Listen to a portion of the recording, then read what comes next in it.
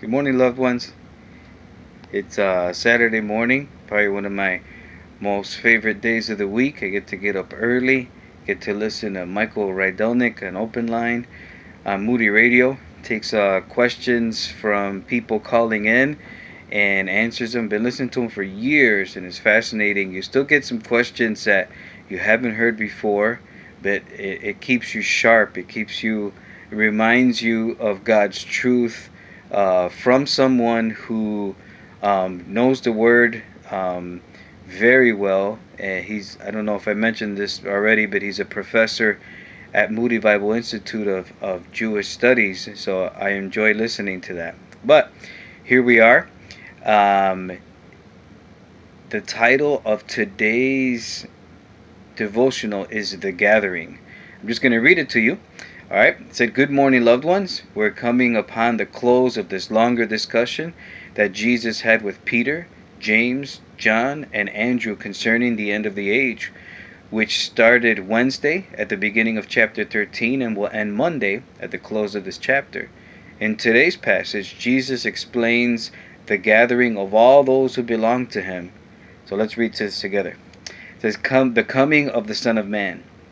But in those days, after that tribulation, the sun will be darkened, and the moon will not give its light, and the stars will be falling from heaven, and the powers in the heavens will be shaken, and then they will see the Son of Man coming in clouds with great power and glory. And then he will send out the angels and gather his elect from the four winds and from the ends of the earth to the ends of the heaven." So I don't know if you can see in the background there, I have a picture of a hen with her chick underneath her wings. And that's exactly the picture that I had as I read this, or what came to mind. Jesus said, "O Jerusalem, Jerusalem, the city that kills the prophets and stones those who were sent to it. How often I would have gathered your children together as a hen gathers her brood under her wings, and you were not willing." Jesus said this after calling out the scribes and Pharisees in a series of woes, condemning them for their lack of real leadership and protection of the sheep.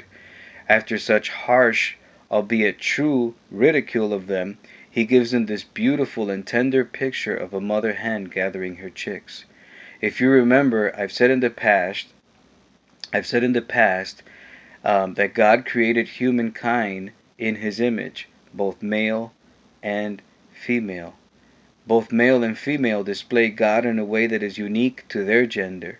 Jesus said he would have gathered their children like a hen, and a hen is a female, how she gathers her brood. I don't want our young ladies to miss this.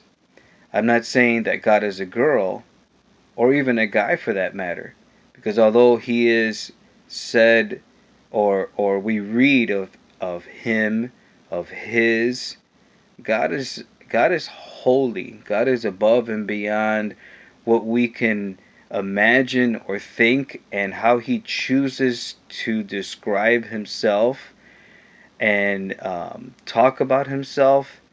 That's up to him, and that's for us, so that we can understand with our human mind something about the infinite God, God who has been God before there was time, before there was matter, before anything.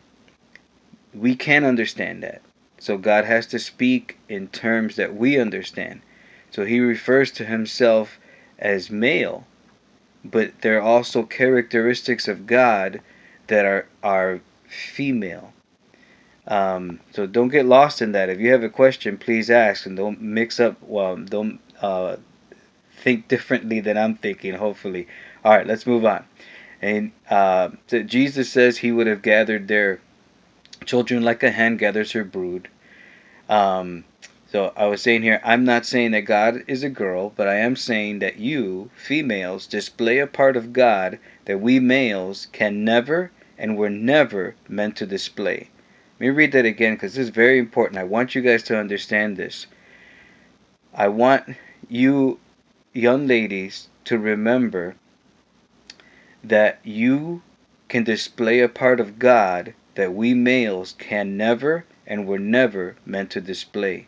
This picture and Jesus' words is what came to mind when I read today's passage.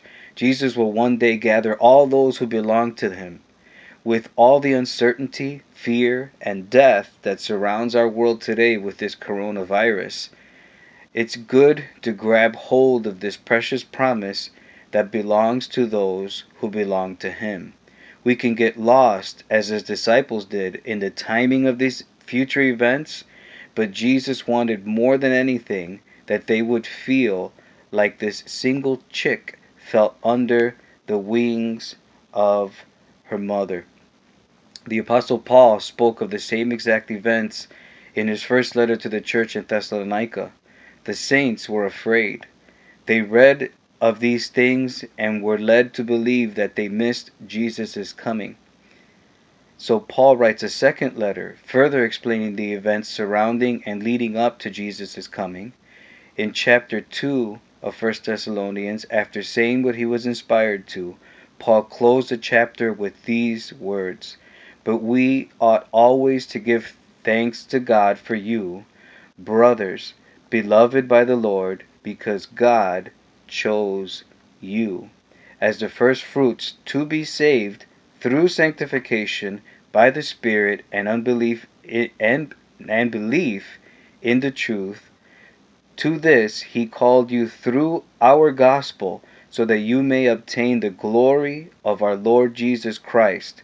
So then, brothers, stand firm, hold to the traditions that you were taught by us, either by our spoken word or by our letter.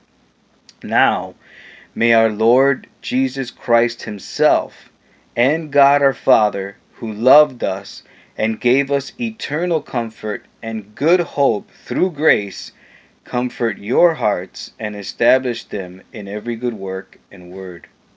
This is my prayer for you.